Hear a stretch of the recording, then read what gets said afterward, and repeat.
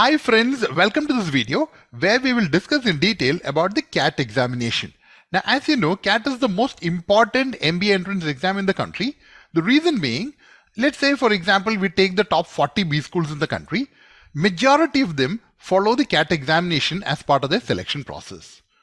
We know the top 20 IIMs, and beyond that, if you look at some of the top B schools in India, like for example FMS Delhi, SPJ in Mumbai, NITI Mumbai, MDI Gurgaon, then the IITs.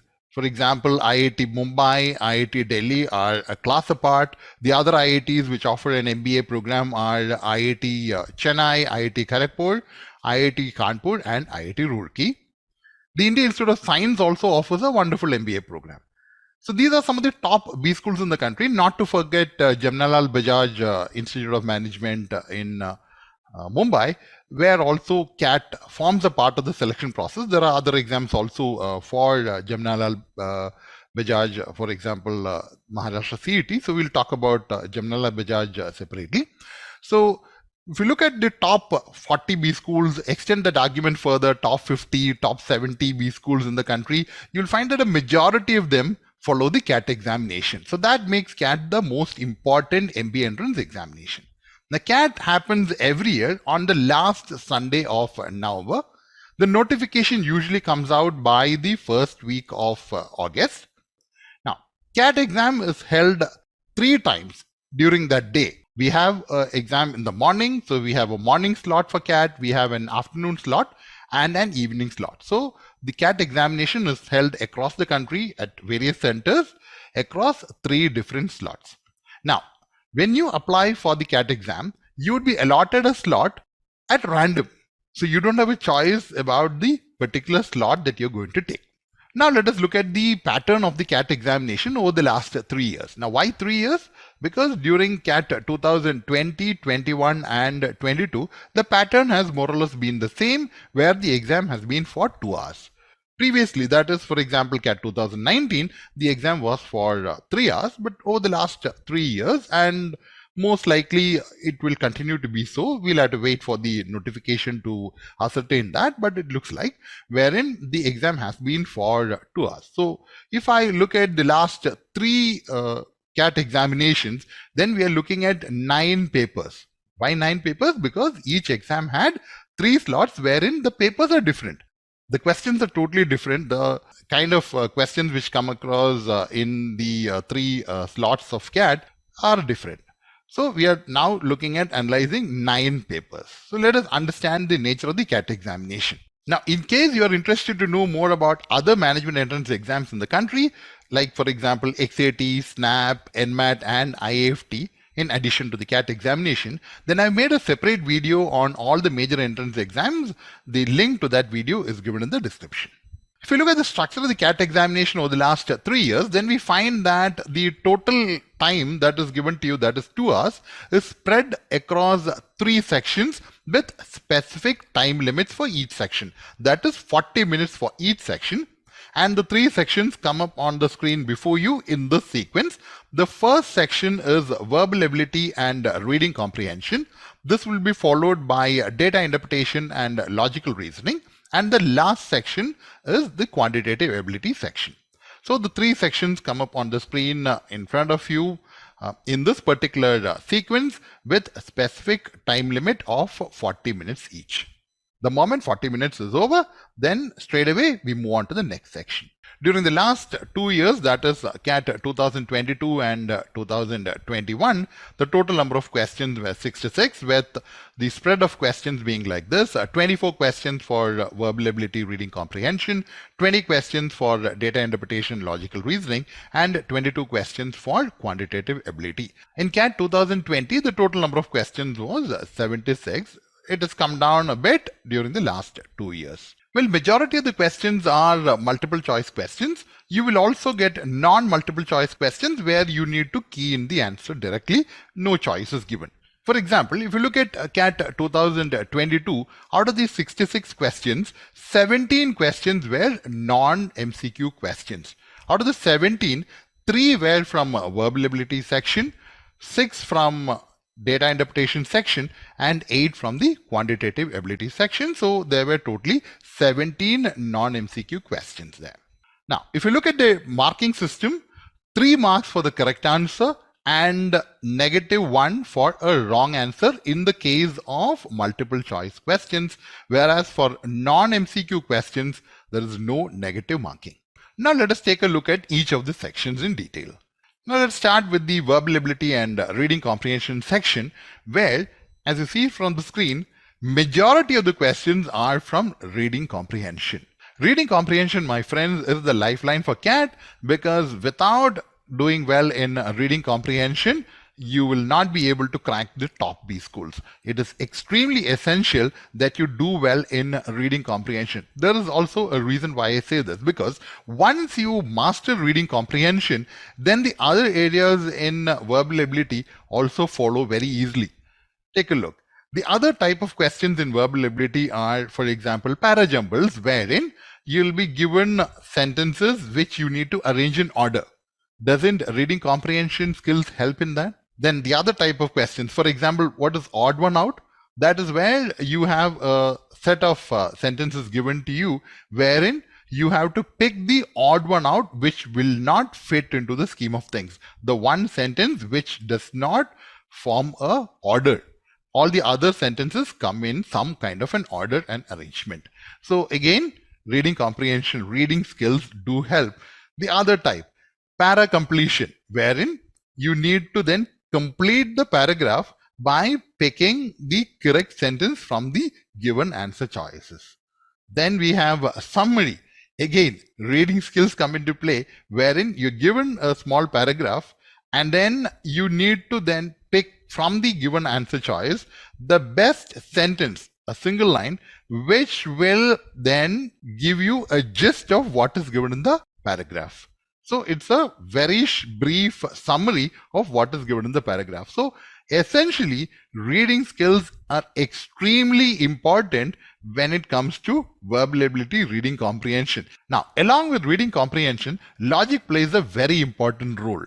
For example, in the reading comprehension questions, a lot of questions are based on critical reasoning.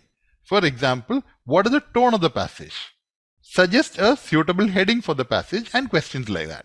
Now, if you look at some of the other type of questions which we discussed just now, parajumbles or para-completion, odd one out, or even the summary, isn't logic a major part of the whole scheme of things? So essentially, CAT is a logic-based exam also. Keep that in mind. Now, interestingly, over the last few years, not just the last 3 years, but over the last quite a few years, grammar-based questions have been absent from the CAT examination. But while you prepare for CAT, you should definitely prepare also for grammar-based and vocab-based questions. For example, sentence completion, sentence correction, then fill in the blanks, close passages, for example, vocabulary-based kind of questions and all that, for a couple of reasons. Who knows? I mean, they may come up in CAT in the future.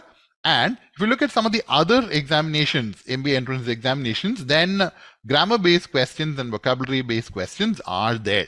So when you do a preparation, you're preparing for multiple examinations, then it is always advisable that you prepare in depth, wherein you look at logic-based questions, you look at grammar-based questions, and also vocabulary-based questions, and put in a lot of focus on reading comprehension. Now let us move on to the next section, which is data interpretation and logical reasoning. For many students, DILR is the toughest section in the CAT examination for the simple reason that they have not studied this in school. They have studied the other sections in school. For example, you've done your English in school, you've done your math in school, and CAT is all about school level math. Whereas data interpretation and particularly logical reasoning is something that they're tackling for the first time. Now, DILR is a tough section where there are quite a few topics or chapters and concepts to master. Now, while on this, I must say that I'm really bugged by some of the videos I see about DILR preparation, where I see some of the teachers or gurus, as they call themselves, they come up and say things like DILR is now very ambiguous, and looking at a set, we don't really know whether it is data interpretation or logical reasoning. It's very hard to differentiate, and things have changed and all that. Not at all. Don't believe in any of this stuff. They're just trying to hype it up. It is again back to basics. On the screen, I have actually listed the topics across the last 3 years, that is 9 examinations, wherein there were 4 sets to crack during CAT 2022. So if you look at slot 1, there was a set on Venn diagrams, there's a set on games and tournaments, there's a set on routes and networks, and there was one caselet. Now, what is the caselet? That is where only written matter is provided. No charts, no graphs, nothing. So you have sentences, you have some numbers sometimes. So you have just written matter in front of you, and reading that, comprehending that, then logically connecting the dots, you need to then reason out how to progress in the set. Now in the second slot of the CAT 2022 examination, you had Venn diagrams, routes and networks and caselets, but instead of games and tournaments, there was a set on scatter diagram.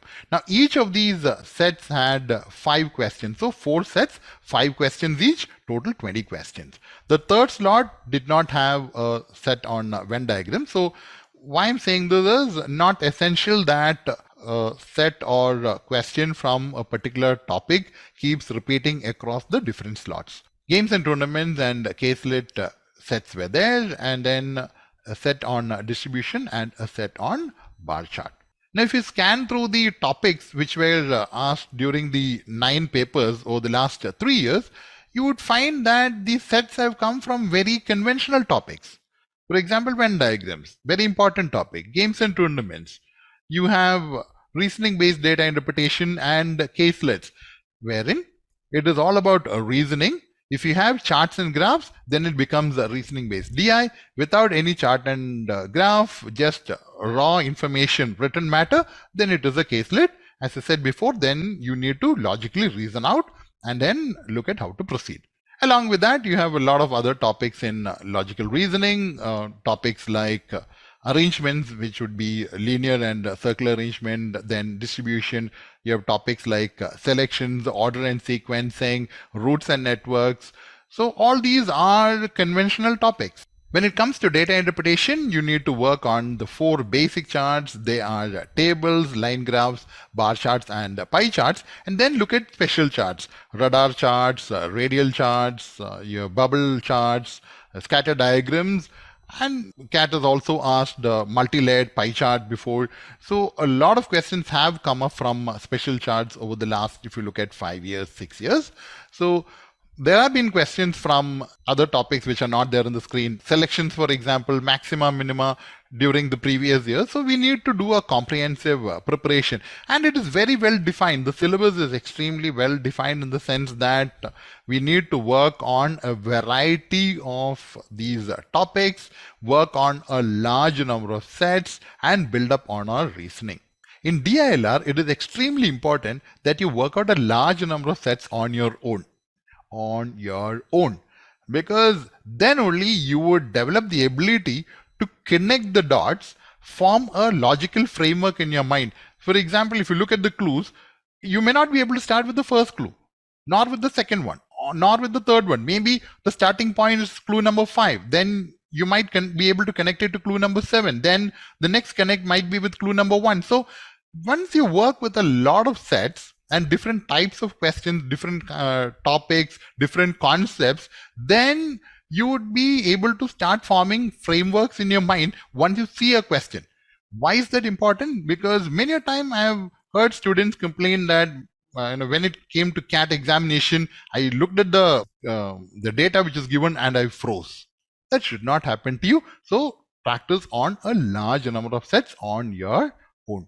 Now on the screen, when you scan the different topics which were asked during the various examinations, let us come to CAT 2020 slot 2. You would see an LR puzzle listed there. What was given was a 5x5 grid which had to be filled using beads of different colors, red, blue and green. Clues given, for example, no 2 beads of the same color can be adjacent to each other. 5x5 grid. Questions like, what is the maximum number of red colored beads that can be there? What is the minimum number of red colored beads that can be there? Okay. there were additional clues given, of course. So that is what the puzzle was. So nothing unusual about it. So don't get puzzled by the fact that there was a mention about LR puzzle. Again, CAT 2020, the slot 1 examination had 2 sets on Venn diagrams. A 3-parameter Venn diagram set, another 4-parameter Venn diagram set. So don't fall into any particular mindset like these are the topics from where questions would come, or let us say a topic was asked during slot 1, so it should be repeated in slot 2 or slot 3.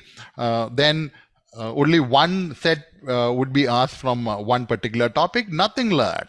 Okay, so do an extensive preparation across various topics, including some of the topics which have not been listed here. For example, I said maxima minima, or I mentioned about selections, for example, order and sequencing and all that, and prepare very well on special charts. Scatter diagram is mentioned here, but if you go through CAT 2017, 18, 19, you would find quite a number of questions from special charts. So practice extensively on DILR, cover all the major topics, practice on a large number of sets, and you're good for the CAT exam. Now let us move on to the last section of the CAT examination, which is quantitative ability. We'll discuss QA over 2 slides.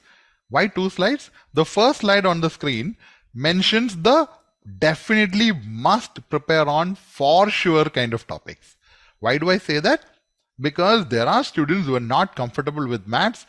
They moved away from maths probably because they did not like maths in school. We need to come back to your math school basics. And these are definite must-do topics. For example, the first 6 topics listed there are from arithmetic. Now, very important, arithmetic provides a decent number of questions in CAT. So prepare well on these topics. For example, if you look at CAT 2022, you would find roughly around 8-9 questions from arithmetic.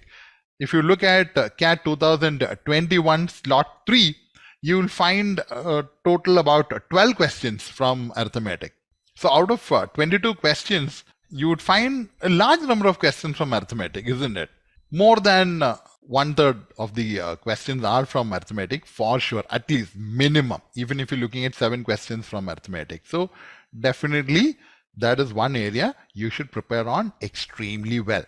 Then for sure, areas like geometry mensuration, where regularly there are questions. I know there are a lot of concepts to cover, but take your time. There is still time for CAT, so prepare on those topics early, start working on them.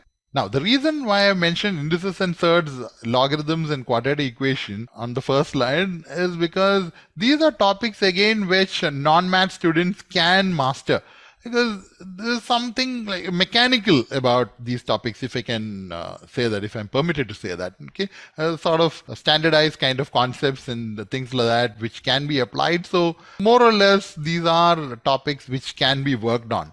Numbers is a topic which you should be careful about while doing preparation. It's an important topic, no doubt, but it's a vast topic. It's an extensive topic. So do not try and cover everything there. Particularly non-math students, do not fall into the trap. Now, why do I say trap is because faculties across coaching institutes tend to play to the gallery while teaching numbers, because a lot of interesting concepts which can sound very impressive to students and all that. So this is a topic where the faculty can impress students. But the frank fact is that many of those concepts have never been asked in CAT. Now these are definitely must prepare on areas for sure, as I said, and as you can see, a larger number of questions come from these topics. And then move on to some of the other topics, areas in algebra, for example, or modern math. For example, permutations and combinations probability are very interesting topics, but then unfortunately they happen to be the nightmare of quite a few students.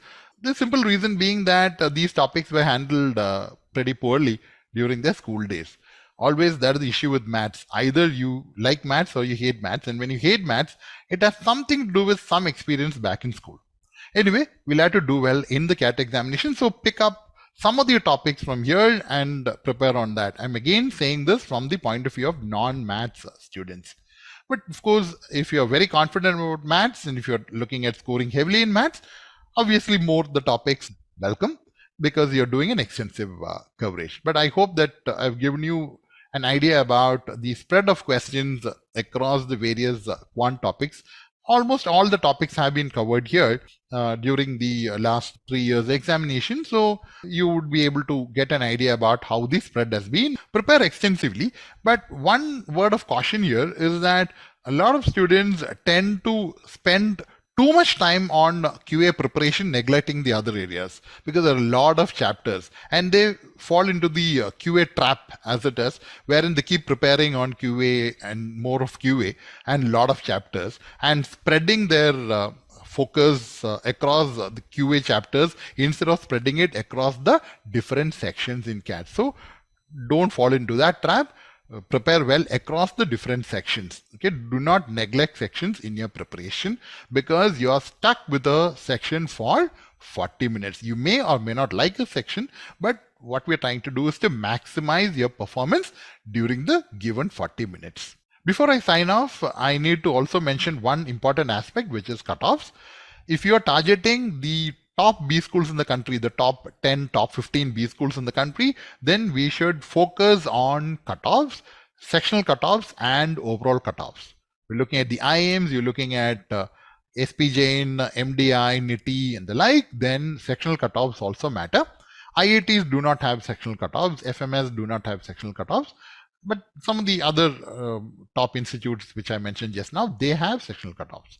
When we come to some of the other institutes slightly lower in the 90 percentile and below, like for example IMI, IMT, MICA, or we're looking at DFS, TAPME and all that, then they do not have sectional cutoffs. So be very clear about the fact that only some of the top B schools have sectional cutoffs. Okay, so don't worry too much about sectional cutoffs at this stage of your preparation.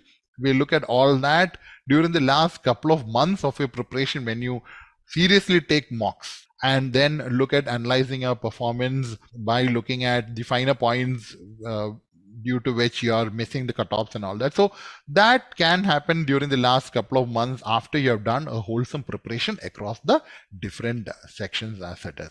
So I hope I've given you an overview of the CAT examination. So if you have queries, do reach out and I'll be glad to answer them for you. So do focus preparation along with enjoying life, because both have to be done. It's not preparation alone. Multitasking is an essential skill for managers. I'm serious when I say that, because when you have your fun time, then that will give you more energy and impetus to prepare well also. So that is the way it should be, and I'm sure that you will do very well in your preparation and more importantly in your CAT examination and in life. Take care. Best wishes.